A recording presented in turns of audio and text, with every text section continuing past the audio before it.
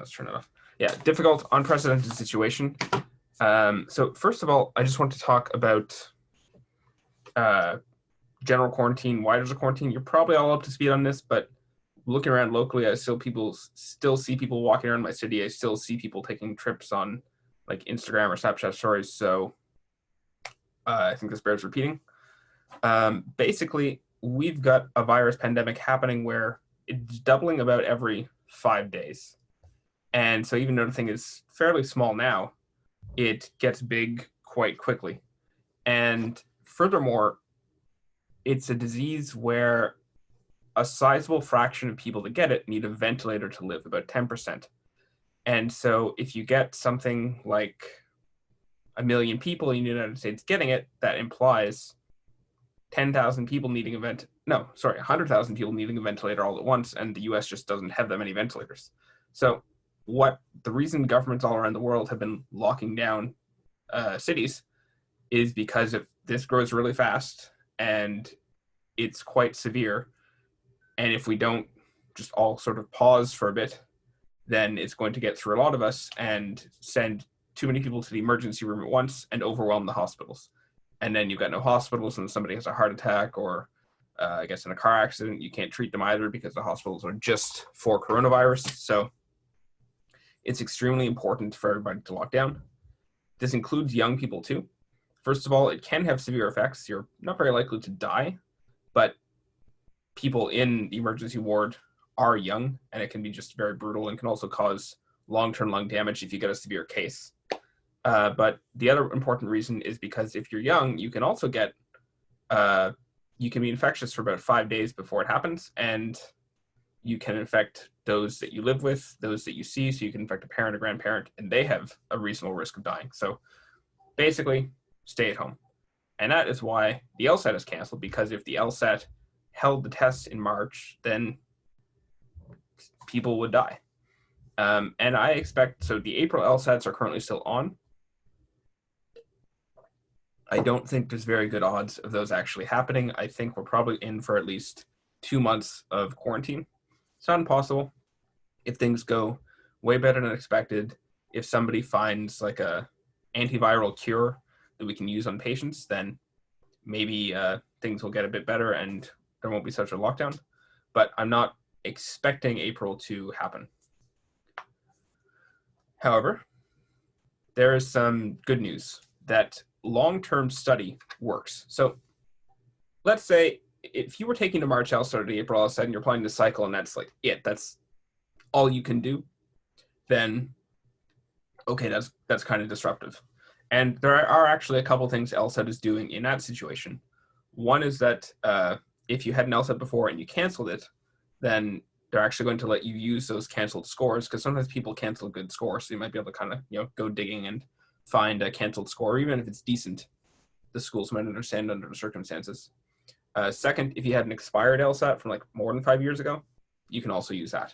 But assuming that doesn't apply to you and you've got no LSAT score or you don't have a very good one, and you had to take it March or April, then, well, it's kind of tough. But if you're studying for the longer term, the good news is that, in my experience, improvements in LSAT scores are pretty permanent, meaning that say you study for like 2 months now, you're preparing for April, and then April's postponed. Does it mean the effort's wasted? No, not at all. In my experience, if you just stop studying and then restart again in June or July or whenever things start, with just like a tiny bit of practice, you retain all the skills that you had. It's more like riding a bicycle than anything else. And the reason for that is that LSAT study is a skill rather than a memorization test. If you're cramming for a final exam, you do all the cramming, and then your test is postponed for 2 months, you're going to have to cram again. But if you learn how to ride a bike or to play tennis or whatever, and then you stop for a while and start again, you're going to keep most of your skill and you can get back up to speed quite quickly, because the brain basically remembers the patterns and pathways that you've done. There's some other good news. It's that this may actually force a bunch of people to take breaks in a long study period. What I've found is that a lot of people study sort of almost too intensely for the LSAT and they never stop. But the people that make the biggest improvements, in my experience, tend to be those that take some kind of break in the middle.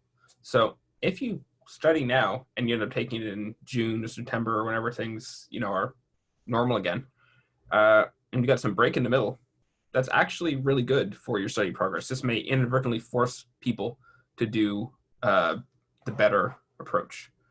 I find it really hard to get people to take breaks in the ordinary course of things, but with a long study period and a break, you can really help do well. And there is some other good news. So I already mentioned LSAC is allowing you to reuse a canceled score, sort of fish it out of the trash bin and see if it's any good and use it again, or to use an expired score. The other thing that they're doing, well, actually two other things. One is that they're working with law schools to kind of extend the cycle, and they're working with them to figure out what to do for the upcoming cycle. But the other thing that LSAC is doing that they've announced is that they're looking into alternative testing methods, so either in smaller groups or online. And they seem to be taking this extremely seriously because they're aware that, this, who knows how long this is going to last. People are predicting that we won't have a vaccine for 12 to 18 months on an optimistic time frame.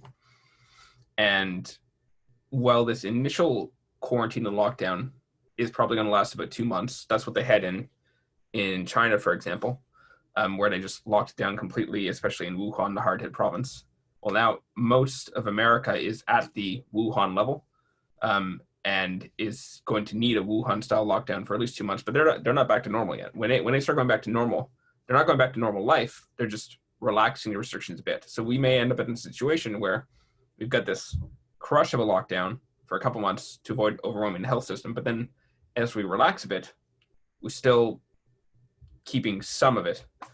And so that might mean that, the usual old LSAT style of like all in a big room isn't going to happen for a while. But they're taking this very seriously, and they're looking into, okay, how can we administer these things in a way that's safe?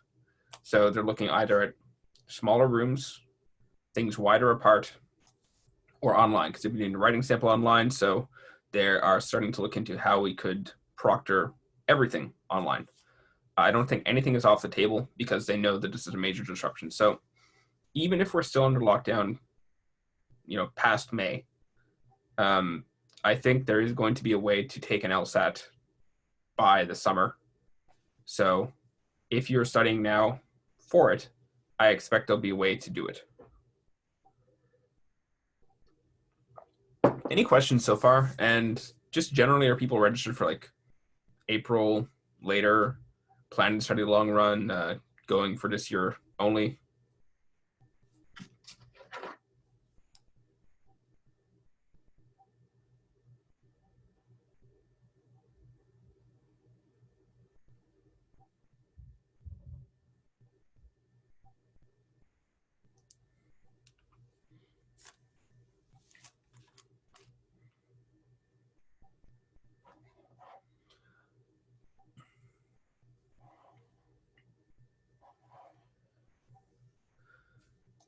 All right, so the main questions have been about the summer in June. Someone asks, aren't they going to add another test in the summer?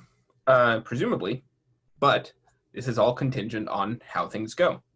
Because, right now we're March, 22nd? Now let's say there's a 2-month lockdown that takes us to May 22nd. And then that doesn't mean, like I said, that the whole lockdown is gone. So to add more tests, they need to actually have a method to administer those tests. And society needs to be doing well enough to relax a bit. So I would say, like, nobody knows. LSAC is doing a good job of keeping people informed on what they're planning and how they're doing, but I don't even think they know yet what the situation will be.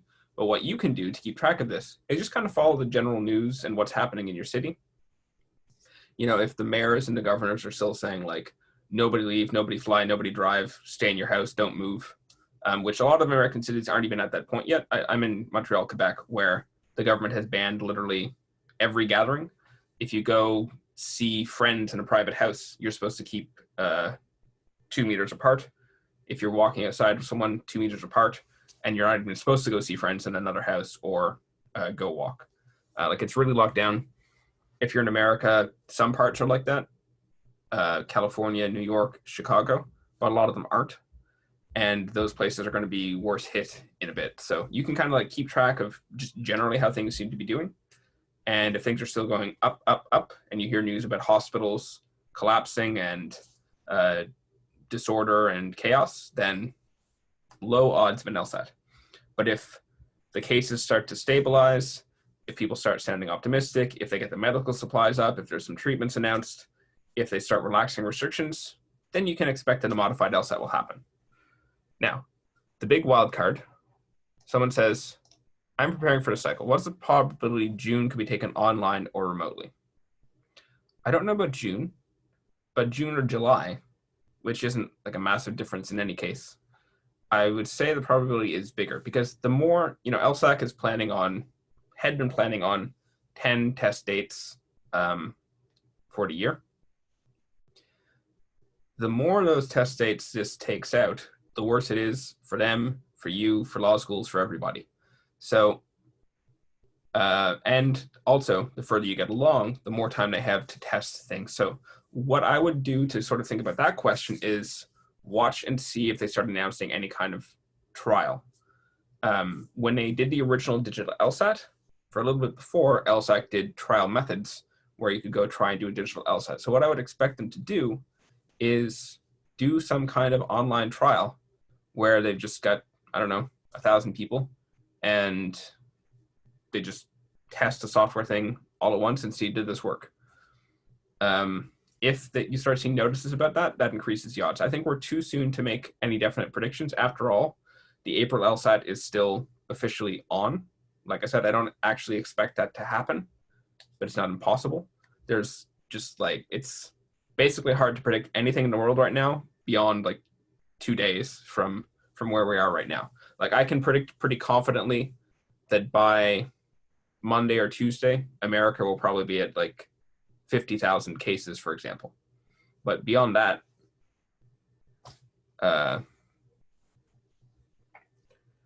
who knows? Oh, someone here makes a good point. LSAC waived the change fee for April. This seems like a signal April cancellation is in the works. What else impact for June? Okay, so yeah, good point. I expect them to keep waiving the change fee for a while. I mean, the whole reason for a change fee is to smooth administration and keep people from being annoying by changing too close to the test date. And this makes sense in regular times, but right now everything's in flux. So of course they're going to waive change fees and make things easier because, it's an unprecedented situation and it's just the right thing to do. They're going to announce whether it's canceled by April 10th. So mark that date. But I think what will actually happen is, so what this question is getting at is if we've got they said, I think 9,000 people registered for March, probably that means there'll be about 20,000 for April if everyone from March went to April, which means for June, you might have 40,000 or some really large number. What I think they would probably do is have more than one test date fairly close together. Because one thing to remember is for LSAT, their single biggest constraint on running a new test is whether they've got a test. Every LSAT is a new one that they haven't administered before or that they've kept secret. So so they canceled March. That means they've got one test that they can administer anytime. They cancel April again. That means they've got 2 tests.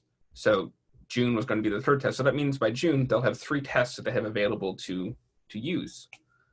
I guess they'll get into a bit of trouble because they use the experimental sections from people taking it to make new tests. But for now, they're going to have 3 tests they had ready. So what they might end up doing is say June 2nd, June 15th. I don't know. I'm just making up dates. But, they might have 2 dates really close together because I imagine to do 40,000 people all at once would kind of strain the capacity and also make it difficult to do any kind of small group testing. But what they might do is break it up into 3 test dates, use the same centers, and so on.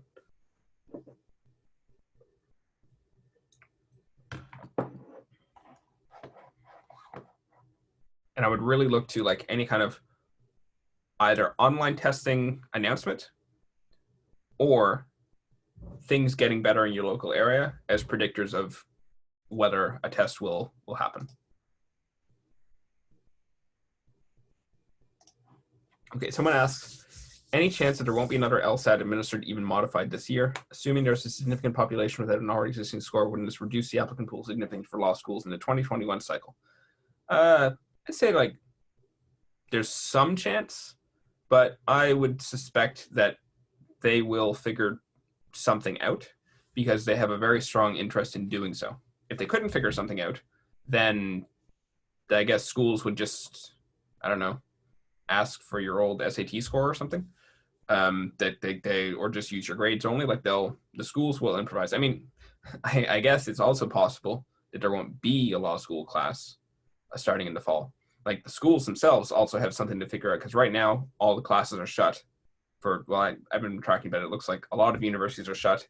They're doing online classes. If this keeps up in some way until fall, like if you can't take an LSAT by fall, it probably means you also can't do university classes by fall. And so the universities will have their own issue of trying to figure out, can you do law school online? Will people pay $70,000 to do law school online? That's going to be a whole thing. So basically, if the longer this continues, the more like something will work itself out. But I do expect that there will nonetheless be an LSAT administration just because LSAC has such an interest in doing so that they're going to loosen restrictions a bit, because one of the reasons they're very, have a strict process is they want to prevent cheating, which is an important goal. But in a big crisis, they could probably tamp down the anti-cheating stuff just a little bit and accept maybe like a little bit higher risk in order to do like a temporary online LSAT or something. And, maybe catch people after the fact rather than at the time of, or things like that. So I would not give it a high chance that there's no LSAT, but I would give it a higher chance that there's some kind of disruption and modified LSAT. Yeah, that's rough if you don't have any previous results going for this cycle. What I would do is talk with LSAC and talk with the schools you're interested in and see if they're making any alternate arrangements, because there's going to be more than 0 of you in this boat, and schools probably want to do something. And LSAC probably also wants to do something. I don't know that LSAC can do much, but they also handle the application side. So they might be able to tell you if there's anything that you can do. I know schools do have like some leeway to accept people without an LSAT score. So I would look into that if you're in that boat. On that risk note, could June be online? You think, I don't have enough information to answer that question. I would say that, so LSAC has bound themselves to give an announcement about April by April 10th. If they announce April is canceled on April 10th, I suspect we're also going to hear more information at the progress of alternate testing and whether there's online testing. And you would expect to see the start of some kind of a trial process with people by that time, because you can't just do an online test with no trial. So if they are going to do it by June, they would have some kind of announcement beforehand. So I would watch for anything that happens on that April 10th announcement. Any other questions so far?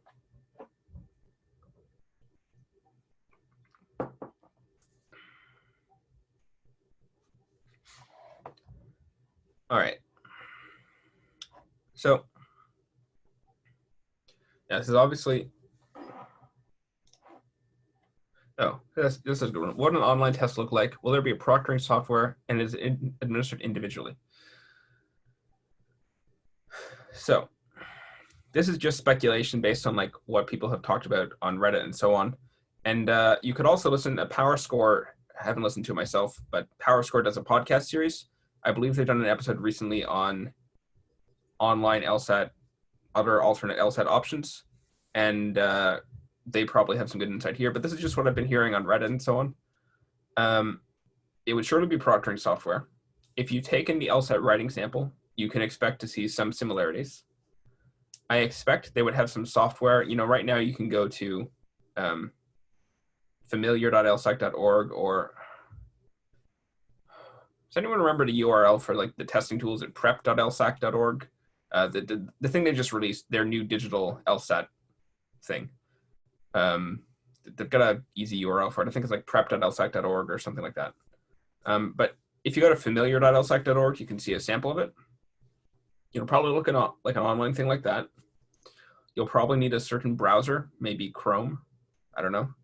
And what they would probably do is they would do proctoring with a webcam. And what they might do is just record you the whole time and then have a proctor doing spot checks, but also probably check afterwards. And they would probably also require microphone access. And so what they could do is they could review stuff after the fact. And if they saw that you got up and left at the wrong time, or if they started hearing someone speaking to you in the background, that would be one way to check for cheating. Because the challenge is, like, let's say they're doing 20,000 LSATs at once. When you're proctoring an LSAT, normally there's like, I don't know how many proctors there are, but maybe there's like 200 people and 10 proctors or something like that. And then you can just look around a room and do it that way. And I guess you could have a proctor with like 20 different webcam feeds and just see what someone's doing. So they'll probably do that, actually, and have the ability to like talk to a specific student and say like, hey, you there, what are you doing?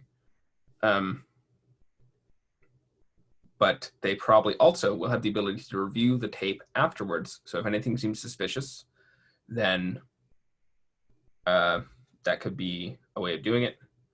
Because,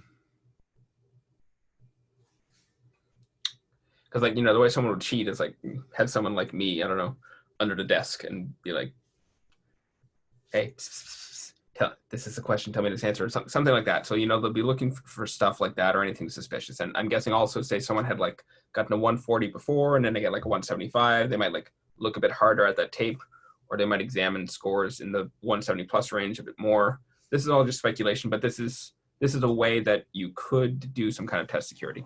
And it would probably be like a software that sort of takes over your screen or detects if it's in full screen or something like that. And if you exit full screen, then it, I don't know, aborts. And, there will be some problems. If you have some new thing like that, you may have someone who's just like computer restarts in the middle and, well, you got to take the LSAT the next time. I don't know. They will probably have to have like a bit more of error tolerance there as well. And just, give someone a free LSAT at the next thing in 2 weeks or in a month for situations like that. But I'm guessing you'll see that. So one way of preparing for this is actually, if you have like a computer that just is kind of buggy and restarts a lot, maybe get that fixed. But those are my thoughts on how they might do a digital thing. Someone says, should we change our way of taking the PTs in preparation of these modified tests, like from paper to digital? I don't think so, because I imagine they're going to be doing it digital in any case. If it is in a room, well, see, the thing is, like, there's not that big of a difference between digital and paper in terms of, like, it's all based on whether or not you know the LSAT. The specific format is not that consequential. So I would prep on the assumption that they're doing digital, because if it's online, it's surely got the digital format. And if it is in some sort of smaller group, they probably still got a tablet and will like sanitize it in some way. Bear with me, I'm just going to go get some more water for my throat.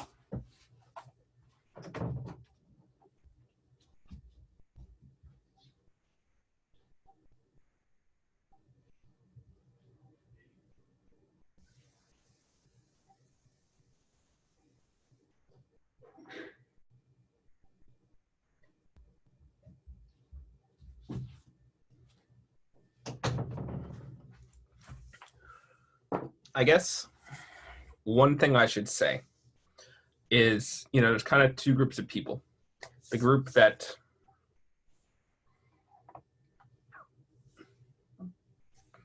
there's two groups of people. One is the group that was only taking it March, April, and that's done.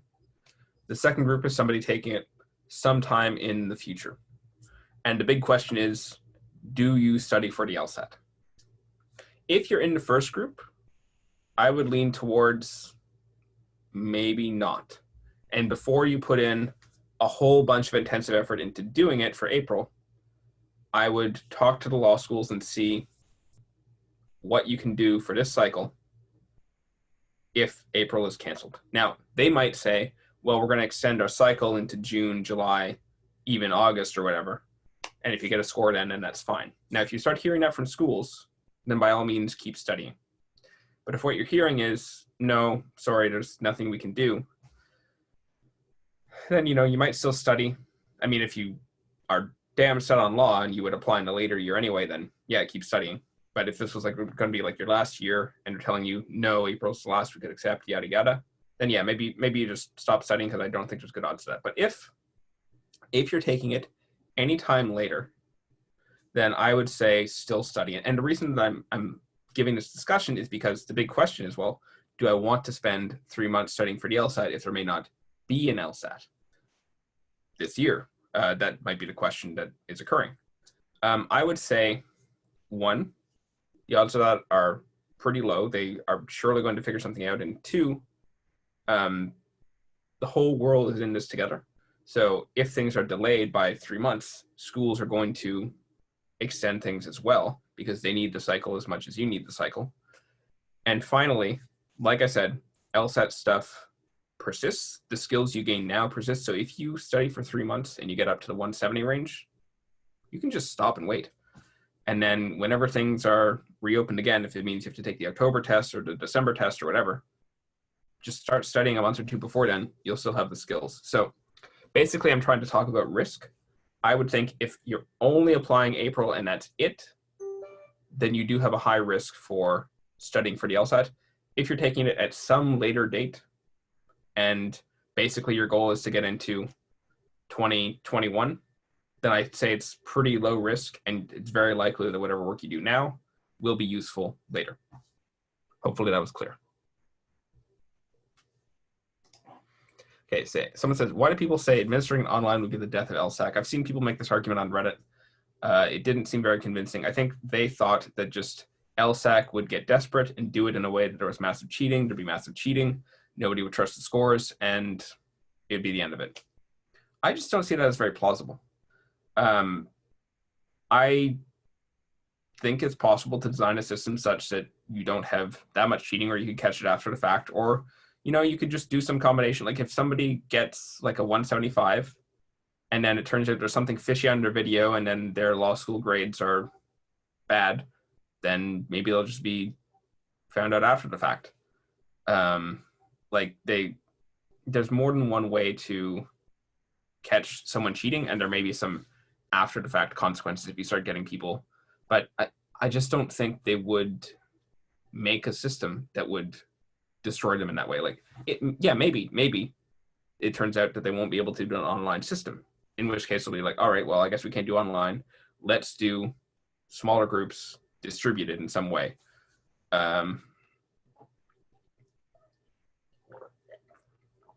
Or have a lot of sanitizing products or some other protocol, or let's just wait until the things are relaxed a little bit. But I just don't see the sense of that argument. If anyone personally believes it and wants to make it, I could maybe give a better case for it, but I don't think there's much to it.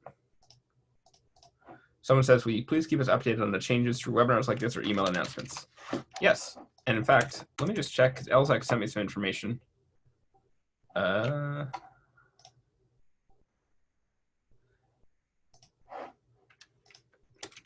should probably send the links that LSAC has sent me. So this is a March LSAT rescheduling form that you can look at.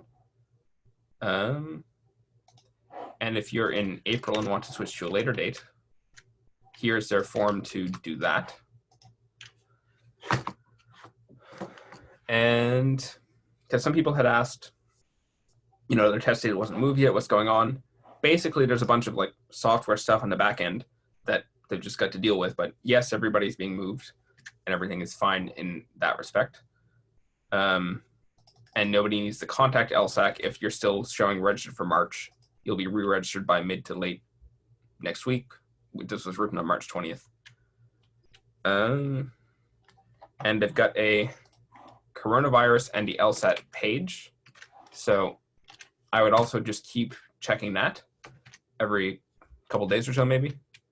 They've got a good FAQ on what's going on.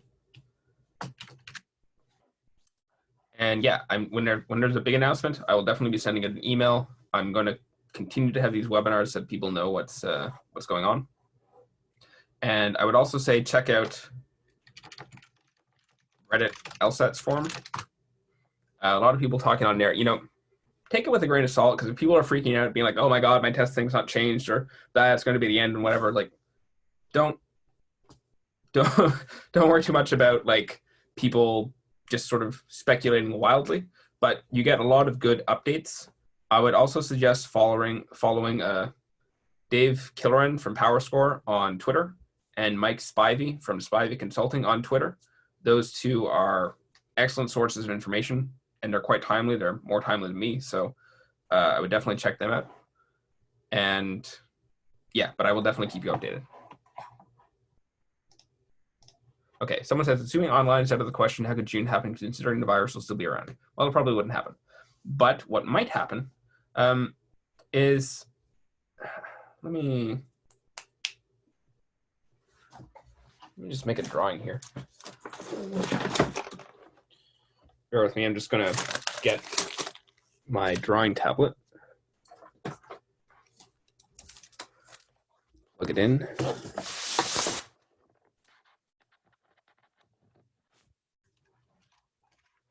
All right, I think I can do a whiteboard. Oops.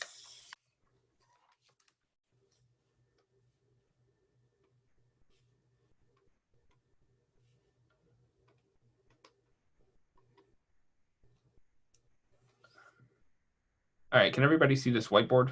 I'm assuming so. So you may have seen drawings like this. And then like this is healthcare system capacity, and then maybe there's like a lower curve like that. And people are saying flatten the curve. So people with the big lockdown were aiming to go from here to there. Now, that's like the general thing.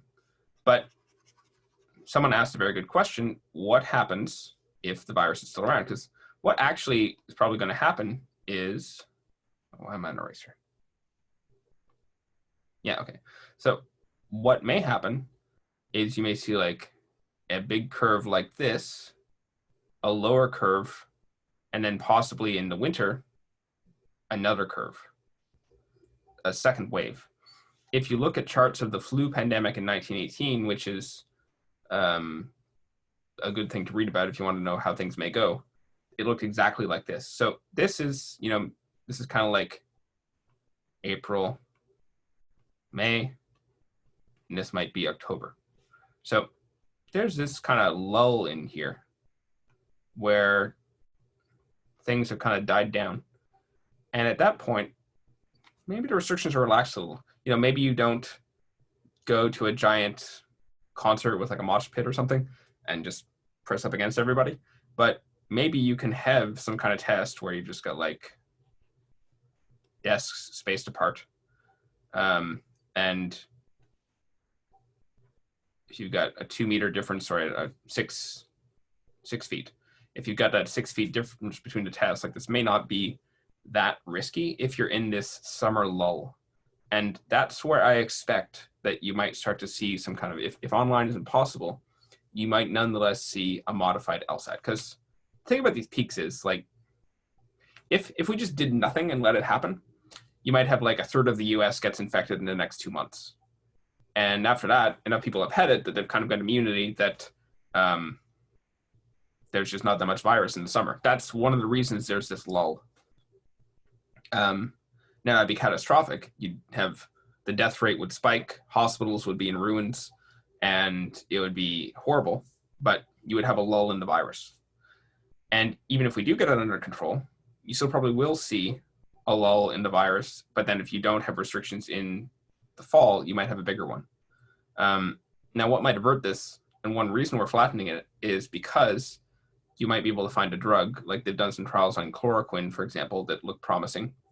Don't take or stockpile chloroquine because it can kill you if you take it wrong. But administered properly, it seems to show some potential for reducing virus illness. So that might mean you still have a lot of people getting it, but it doesn't kill so many people anymore. So even without a vaccine, maybe you could tamp it down. But that's just kind of like generally. Let me just close this. Whoa, so I can see the chat. That's just kind of like generally how things may go. Did that make sense about like why summer is feasible? Because they're just, you can't, actually, let me just bring up the whiteboard again. Close my drawing thing, let's see. Because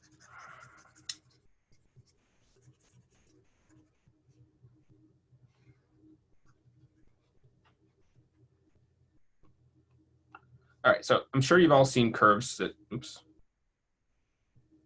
I'm sure you've all seen curves that look like this. And they're going up and up and up. And, you know, it looks like the virus is just going to keep growing and growing and growing and growing. Well, that's what it has been doing. But at some point, it doesn't do that forever. It has to stop because it just infects enough people that there's not enough new people to infect. That'd be bad, but it means that the virus, you know, the virus can infect 1 trillion humans because there aren't 1 trillion humans. But if you just did doubling every 5 days for 8 months, you probably would get to 1 trillion if you just looked at numbers and didn't think about things. So that's what I'm getting at, that like it's got to slow down in some way, either because we stop it or because it just runs out of hosts to duplicate. So given that, there's got to be a point at some point in this year when things have calmed down a little, either because we've mostly got it under control, so we can do some limited gatherings, or because it just crushes us as a society and we have massive deaths, but then it rents other people to infect. So for that reason, I find it hard to conceive that like there's like nothing that happens, because you also can't keep society locked down for like a year. Like things will just start breaking. It's going to be probably the biggest challenge we faced in our lifetimes, but there's no way that it just grows forever or keeps the current restrictions forever. Like there will be some change. It's just this current spring is going to be the very biggest problem. Sorry, I shouldn't say that. That'll look silly later. It's going to be, it's the most obvious immediate problem.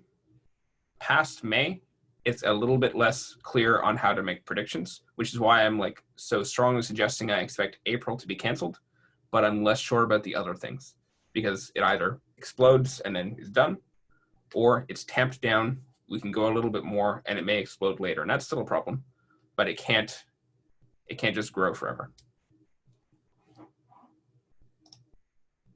So to answer the question, how could June happen? It's because we would be in a low period, possibly. And if we weren't in a low period by June, still at some point by the rest of the summer, it would probably happen. We're also going to develop much better like control capacities, like more testing, more people doing what's called contact tracing. So that if you get infections down and then you're able to test more and isolate people quicker, and you know, you've also probably seen pictures of maybe like New York, like setting up like quarantine places in like a gym or a coliseum or other things. There's going to be more stuff like that, because one thing they did in China was they tested people early, and if anyone was sick but they were mild, they just put them in what's called a fever clinic so they don't infect anybody else, and everybody in the clinic has it, but everybody outside doesn't have it. So you may see a better societal reaction, because right now everyone's scrambling to catch up after 2 months of inaction.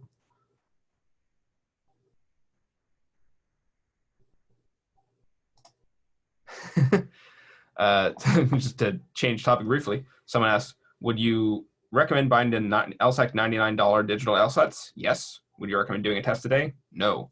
Way too many. Don't do more than a test a week. That seems to be the sweet spot for progress. Okay, so someone asked, what are the best ways to plan our LSAT study during this time if we plan to take the June, July test? So like I said, you keep the LSAT skills that you acquire for the most part. So what you could do is just plan to study for June, get to where you want to be, and if June doesn't happen, then just wait. And whenever you can take the LSAT, just start restudying like a month before that, and it'll pretty much be the same. You know, it's maybe not quite as predictable as you would want, But the most important thing is to actually just acquire the skills. And if you acquire the skills, then you've done 90% of the work, and you can just wait to take it later and you'll still have them. So I would say basically study as if June is going to happen. Study aiming to get good at the test. Don't worry so much about the external things, and then you will have the skills. Basically, like when you're LSAT studying in general, the most efficient thing is actually to focus on the skills themselves, like not your score, not your applications, not anything else. Just focus on getting good at the test, and then everything else follows from that. You do basically the same thing. Like I said, there's a lot of uncertainty, but if you were studying, like if April was your only one, you have a big risk of a total loss of your time investment. But if you're just applying in the future, I don't expect there's just not going to be an LSAT again, ever. And surely for people applying for the cycle, starting in 2021, normally that runs from like June until March. There's going to be, I'm sure, an LSAT test before March 2021 in some format, because by that point, if they can't do anything physical, they're going to pull out some sort of online system. Maybe not by June, but by March, I'm sure they will. Like they've got, if they don't do it, what are they even there for at that point? So they're going to at least try. So I would study as if June is going to happen, but just know that you can preserve that skill set for later. Repeat the name of the Twitter account that you recommended. Well, actually, first of all, official LSAC, do that. Dave Killoran Killoran, blast. Sorry, Dave, forgot your name wrong. Oh, I surely did because I did it both ways. But he's from PowerScore. He's quite good at this, on top of updates. And then Mike Spivey of Spivey Consulting.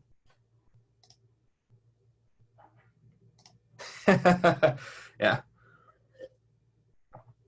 Someone saw that I made a post regarding possible recession. With this current and future impact of the virus, how does servicing law school debt work into that? Good question. So I first made this post about a year ago. If you go to the Reddit LSAT and search an observation and a warning, you'll find the post. I reposted 2 weeks ago. It wasn't super well received then. People were saying like, there won't be a recession. How could you predict this thing? And it very much looks like a recession right now, like a bad recession. This is, I think this is the end of the boom cycle. So let me tell you what happened in the last boom cycle. At the end of the last boom cycle, in the last recession, people surged into law school to flee the bad economy. And then when they emerged, there was a sudden surplus of lawyers, graduating law students. And meanwhile, law firms hadn't expanded hiring capacity. So you had a bunch of unemployed people with a lot of debt. Now, no one can predict the exact future. That might not happen. But let's say there's a higher chance for it to happen again, because that's just something people seem to do in recessions. The reason I could see it not happening is because tuition's a lot higher than it was in 2008. So it's obviously riskier now than it seemed back then. So, but here's a couple things you could watch for. One, take a look at the LSAC, the LSAT applicant numbers and like the general law school applicant numbers. LSAC publishes these with some regularity. If you start seeing like, well, geez, like there's 50% more people applying this year, maybe be kind of cautious about the debt, because that means you might have the same thing that happened in 2008 with the grad class of 2011. You just got a surge of people. There's not going to be 50% more demand for legal work in 3 years. So there's a 50% surge in applicants, and schools expand their class sizes and take your money, or take the federal government's money, because that's where you're getting the loans from. That doesn't mean it's a good idea to take the debt. So you kind of got to watch the wider environment. And if you see everybody else is crowding into law school, that's when you be cautious. You kind of want to do the opposite of what the crowd is doing. But the other thing in general is I think this is a good time to be cautious about debt. Now, it is a bit of a hard thing because, you could have like, say, a T14 where like you figure the degree will be good, versus like a lesser school where like the unemployment might surge, but then you've got 200,000 debt versus like 50,000 debt. Personally, I would go with the lower debt because you have more options. If you have the 200,000 debt, like you need a big law firm job. If you have 50,000 debt, that's manageable. You could open your own law practice. You could work for whoever will hire you. You could even not be a lawyer, which, you know, doesn't sound like a great option, but it's better than having 200,000 debt and not being a lawyer. So you could take some other job. It gives you the flexibility to pursue, and, you know, actually a lot of people in Canada, where I'm from, they'll graduate law school and they're like, oh, what was I thinking? I don't want to be a lawyer. And if you have $200,000 in debt, you just can't do that. But if you have 50,000, you've got a bit of flexibility. So I would say my own inclination would be to err on the side of lower debt. And I would kind of watch the environment around me too, and read up about law school negotiating and so on, and see what you can do there. But yeah, it's an observation and a warning. Let me just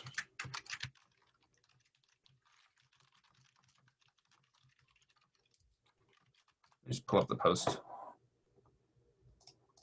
because there was some good discussion in the comments as well. This is not the post that I made a week ago. This is the original post I did a year ago, and it was better received. All right, so I sent that post.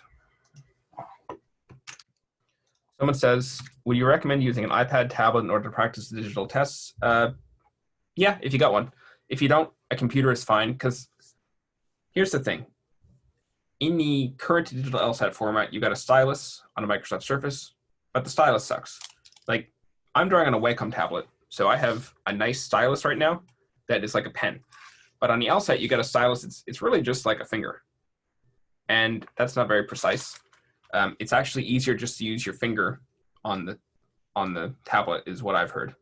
So you're probably just going to be using your hand anyway, and then writing on paper. So if the stylus doesn't matter, then use the machine you've got. If you got a tablet, great, but don't go buying an iPad or a Microsoft Surface just to take the LSAT.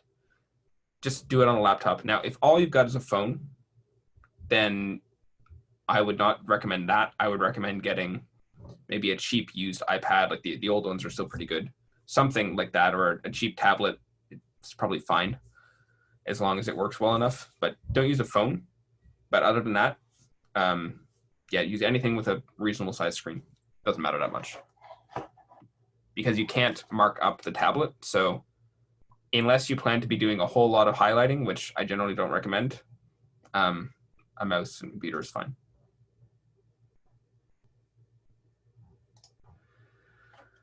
How do you think a March, April cancellation, potentially June, will impact waitlists for this cycle? You know, I don't rightly know. I would ask Mike Spivey of Spivey Consulting, or I would go to the law school admissions subreddit. It's the same subreddit that I've just linked with the observation and the warning.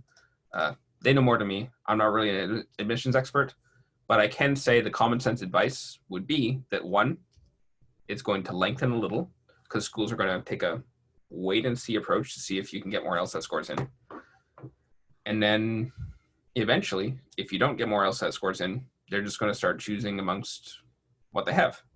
But I do expect they will make some exception for those that just don't have a score, or they might make some extenuating circumstances. You know, like sometimes if someone like takes a, yeah, I don't know. But the harder thing will be if you've got a low score on file. They're supposed to report that to U.S. News and World Report. So that will be their constraint. I don't know that U.S. News will make any exceptions. So they're probably going to do, ultimately, the ranking process is normal, where they go for the highest score, because that's what they're ranked on. But I would expect a delay, some kind of delay in the cycle. LSAC's working with them, and they also know that they could be missing out on some good candidates if they don't wait a bit for people to get a higher score. Because, you know, they care about the ranking, but they also care about how good their class is. If you're a great candidate and you just had a bad LSAT test for some reason, they would like to have you if you can get a higher score to help their ranking. So they will wait a little while to see if things can get sorted. And I should propose this to LSAC. I suppose it's not impossible that they might try, for people in that boat, some kind of special circumstances administration that's in very small groups, the way that they do like foreign LSATs or Sabbath LSATs, If they can't do a general administration in June, maybe they would do some exceptional thing for a smaller group in that more urgent bucket. Because when I talked to them, they said their biggest priority is people applying for this cycle. They care about everybody, but obviously the most urgent group is people that were applying for this cycle. So if things die down a bit by June, if we're not ready for like big testing, they might nonetheless do a small group just in that situation. Could even be a good trial for online. I'm gonna try and remember to propose this to them. Let me just write that down so I don't forget.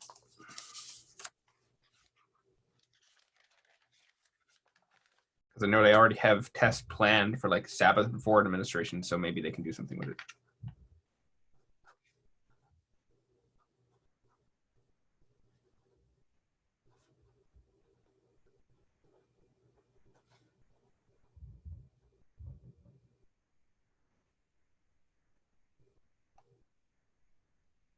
But I do want to say, like, don't hold LSAC to that based on my own speculations. This is just an idea I randomly came up with while talking to you. That is not what I expect to happen. So don't hold LSAC to that.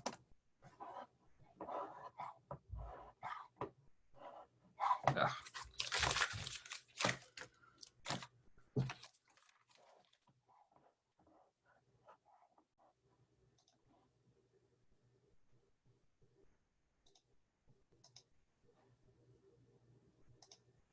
Would the online test be administered on a computer or a tablet? I'm guessing it's whatever device you had that would meet the security restrictions required, but I don't know what security restrictions they would require. Someone asks, how would this affect rolling admissions? Any chance law schools may give people an advantage? Yeah, I think they probably will re-examine their rolling admissions based on how things go. If everybody's in the same boat and there's no LSATs, they're not going to just take the people who had an LSAT from like 2 years ago and give them an advantage over people that can't take it right now. I think it would just delay. All right, those were all the questions people had. Let me just look at my notes. Okay, I will mention something that I mentioned in the email, is that in this time, for those who are still studying, so there's a lot of stuff I still want to talk about in terms of like working from home, but I'll mention, or not working from home, studying from home in a quarantine time. But I'll start by saying, you know, like I have not done, I had kind of like reduced my tutoring recently. But now that I'm stuck at home, just like everybody else, I thought this is a good time to actually just start doing audio calls with people. So I thought, oh, I kind of want to encourage tutoring. So here's what I came up with, if anyone is interested in tutoring. Let me just flip the page to this. Basically, I am more interested than usual in doing this because of the situation, and so I'm adding in a bunch of free stuff. So I used to do a rate of like 500 for an hour and a half. Now I'm doing it by the hour instead for 300. And this is what you get if you sign up for that. You get one of the 3 mastery seminars. So you get your pick, and every subsequent lesson, so you get that for free. Every subsequent lesson, you also get one of the other ones. So if you do 3 lessons, you'll end up with all 3 of the mastery seminars, which they're 200 or 300 each. So that, you know, one lesson gets you $200 there. And I'm also giving a seminar that I've got on LSAT test day that I sell for $99, and also the PDFs of the LSAT explanations that I also sell for $99. So if you do one lesson, you get basically a mastery seminar, the seminar and test day, and a set of all the PDFs. And then if you do 2 more lessons, you'll get the other 2 mastery seminars. If you're more interested in the LSAT course, that's also something that you could get from doing those. But that is kind of like the general tutoring offer I'm making right now. I want to encourage people to do it because I think it's just a good time to, while we're not going out and seeing people, I want to talk to people and do more tutoring. Does anyone have any questions about that? You can find some reviews on the page that I linked, and a bit more of a description. And I should also mention that it comes with a satisfaction guarantee. All my products do. The whatever for tutoring is if, you know, you start doing it and you're like, oh, actually this isn't a fit, just like tell me when I'm the lesson early, and that'll be that. But very extremely rarely have had people actually take me up on that, but it's there if you're worried about the risk of the money. Yeah, so that's pretty much it. Just wanted to give that little pitch and announcement. Now, I'll use that to seeg. If you have any questions about that, feel free to ask. But I will use it to seeg into like generally studying online in the quarantine.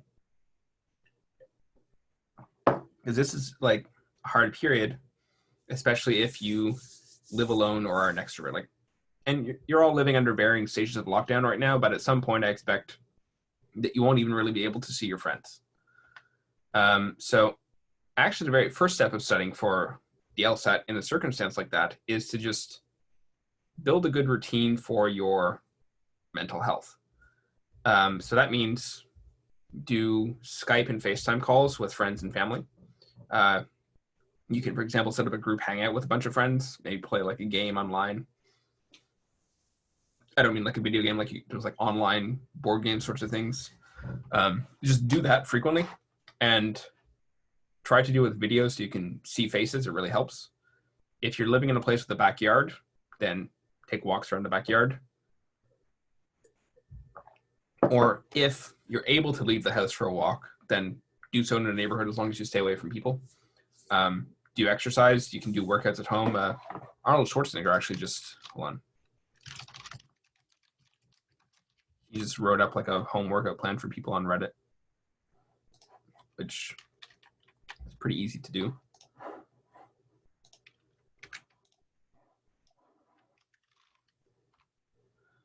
So I'll link that there. Make sure you sleep. And if you find yourself getting stressed or anxious, like work on that. Work on getting more contact with people and whatever is causing the issue, because it's going to be a hard couple of months, most likely. Next, for studying specifically, this is a great time to experiment with online study groups. And if you go to like the LSAT subreddit, then you can find people online to study with. And I've found these to be very effective in my experience. But this is a great way both to get some social contact and also to get some feedback on your LSAT studies. So I definitely recommend online groups. Find some online study partners, like 2 to 4 people, and start doing that. What else? There's also online study tools. Let's see.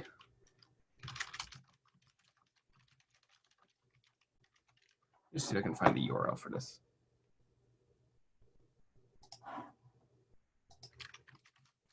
Here's LSAC's digital tools. You can get the online tool. You can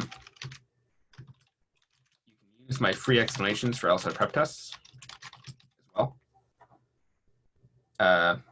You can use there's a good score tracker with 7 stages free. You can take that.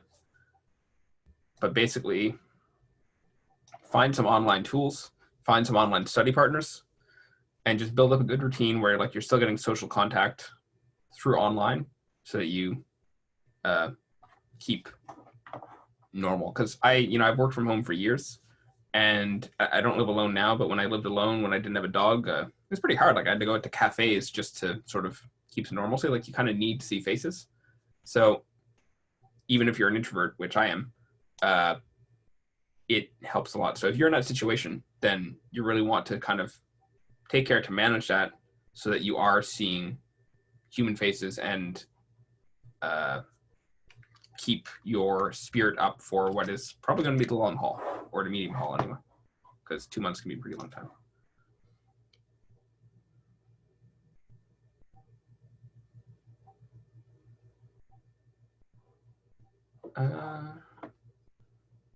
One other good thing is to do stuff that involves your hands, like cook more meals, or for example, I had this watch strap that was broken, and I ended up like ordering a little set of like watch screwdrivers on Amazon. It was very satisfying just to like, normally I would have taken to a watch shop, but I just dealt with some tiny little screws and dealt with it.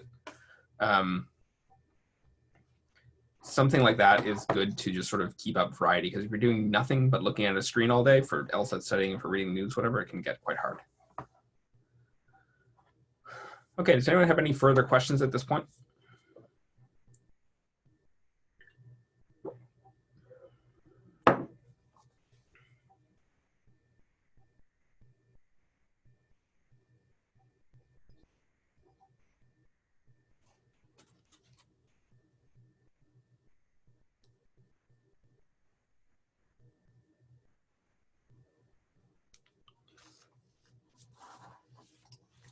So someone said, you said quarantine potentially for next 2 months wouldn't impact June.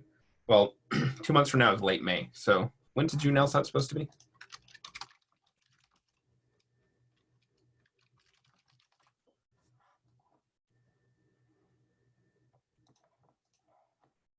June 8th. So yes and no. It really depends because, if it's 3 months, yes. If it's 2 months, no, because June 8th has passed 2 months. And it's also not impossible that it might be like, you know what, let's do it June 16th. Like if things look like they're calming down, but maybe like a little dicey by early June, they might go just like a little bit later. Like I think basically everything's a bit up in the air right now. So it really depends. And I said 2 months of like the heaviest quarantine.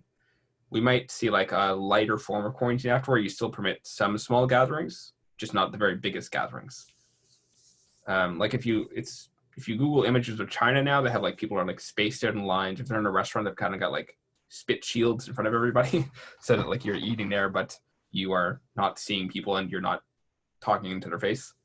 We may see stuff like that in society for a little while. So you could end up with a way to do a modified LSAT in that time if restrictions are down a bit. It's all guesswork right now, but as I said with the curves earlier, if it went uncontrolled, it would be over by June already for the most part. If it is controlled, then we may figure out a way to kind of see what interventions we need to have. Testing capacity will be up, and they'll be probably a bit easier by then. Still quite disruptive, but we may be able to have some activities come back. Nobody knows yet, but I wouldn't write off June entirely. They may also, by late June, have some online testing. There's too many variables. We'll know a bit more by the time of the April 10th announcement. Not only will LSAC be announcing something, but we will be able to see in society what things look like. They'll surely be worse, but what flavor of worse? Is it worse but getting some things under control a bit? We'll know more with a bit of the passage of time, and it's just something to keep watching. Because like, if you can believe it, 1 month ago, they had like 100 cases in Italy, and this was hardly on anybody's radar. February 22nd is when I first started seeing like, oh damn, like this is going to be bad. But there was no wider concern. People are still traveling. They had only just done the previous day a lockdown in some North Italian towns. So a month is a long time right now. And by like April 10th, half a month, that a lot more will be clear. So this is kind of off topic, but do you think there's a problem in the US with testing it? What do you mean exactly? Because there's a bunch of things you might mean, and I'm not sure which way you mean it.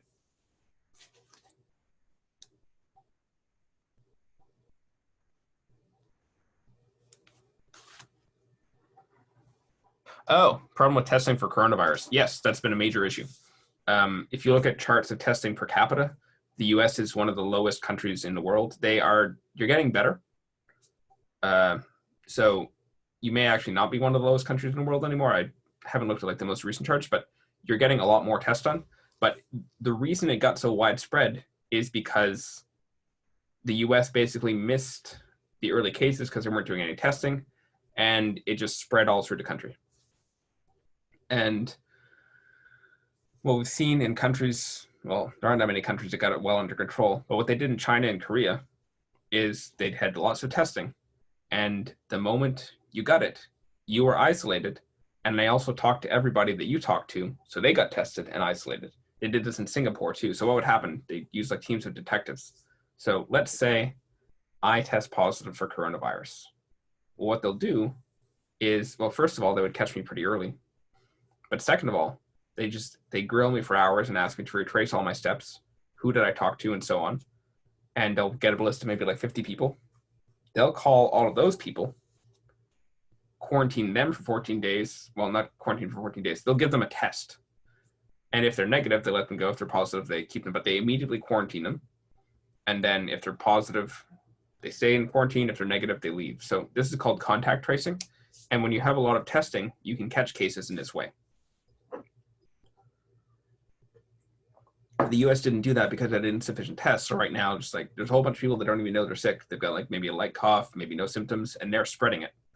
And that's part of the problem. So yes, testing, lack of coronavirus testing was a major US issue, and it will continue to be an issue until you can basically get it such that like anyone can get it, maybe in like a drive-through center right away.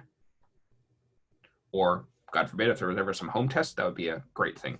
Because right now when they do a test, the medical worker has got to get into all this protective equipment and then do the swab. And there's, as you may have heard, also a shortage of like gloves, masks, and so on. So every time you do testing, you're using up protective gear. So if you could eventually do just like a home test, then that's even better. So watch that space. The more testing there is, the better things will eventually work out. Because with testing, you can have control. We will not get to the point of relaxing the lockdowns if we can't test. But if we can test, then you can relax them, catch new cases earlier, trace contacts, quarantine, and it'll be much more feasible to resume some normal activities. Any other questions?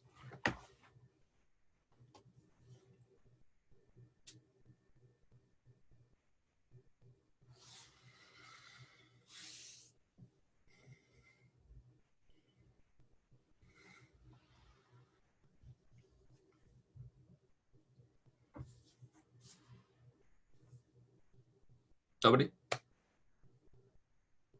Well, if there's another question, I think we'll call it a wrap.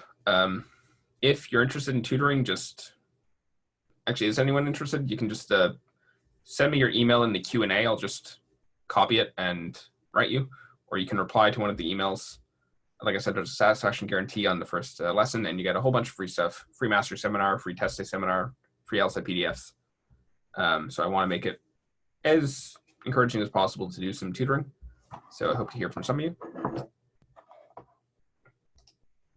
Yeah, my pleasure. Someone just said, thanks for the webinar. I always pick up something new. Yeah, I hope this has been helpful. And the big picture thing is, if you're studying for some time later for the 2021 cycle, I think any effort you put into studying now will be useful. Because there will surely be another LSAT, and you keep LSAT progress. If someone said, I've spent months testing and haven't seen much results, how would I start studying again? How have you studied up till now? So like, why haven't there been results? What were your methods? Because if you've been studying for months and didn't make progress, you probably have to change the methods. So I guess I would start by re-examining and sort of assume that you don't know anything. This is a very helpful basis for starting any new skill. If you're going and you're not making progress, you just have to assume, well, I don't like this, but I guess I know nothing. And then once you start from the idea that you know nothing, then you can learn things. I'm gonna get more water, but if there's any more questions, I'll answer.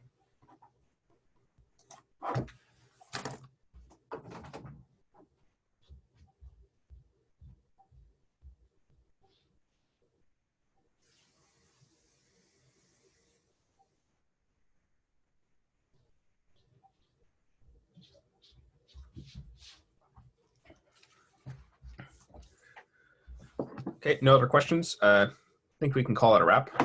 Thanks everyone for showing up. Good luck on both any LSAT studies and on life, because it's a strange time right now. And I guess I'll end by saying, if you live with your parents or your grandparents, take extra precaution.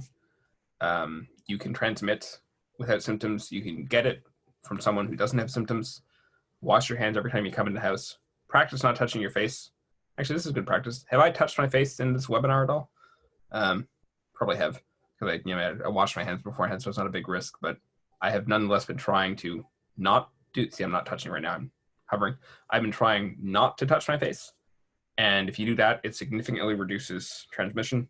And just keep a distance of about 6 feet whenever you're talking to someone out in the world. And for God's sake, if you have any trip planned, cancel it. Thanks. Good luck.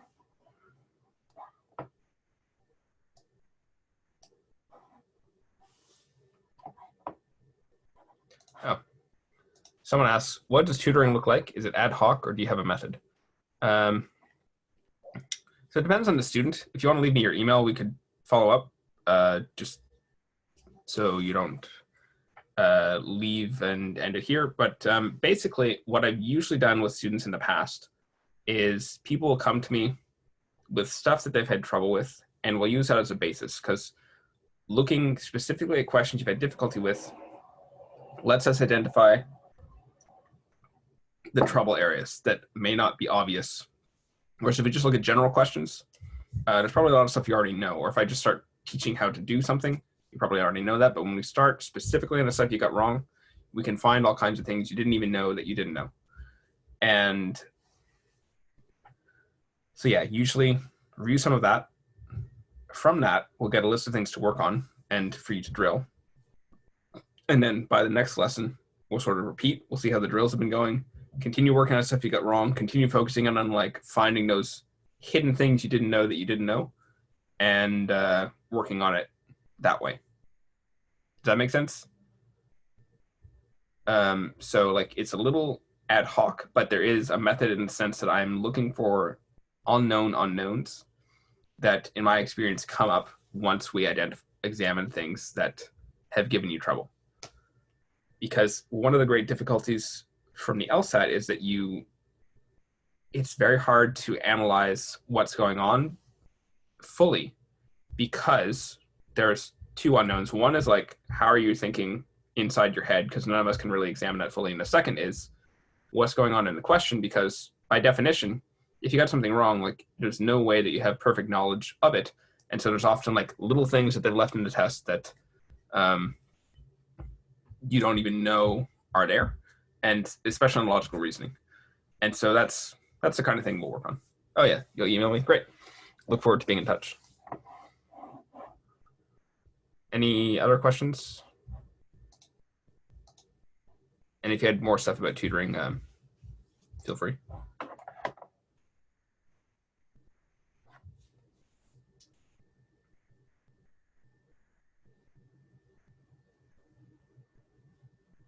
All right, I think I'll end it there.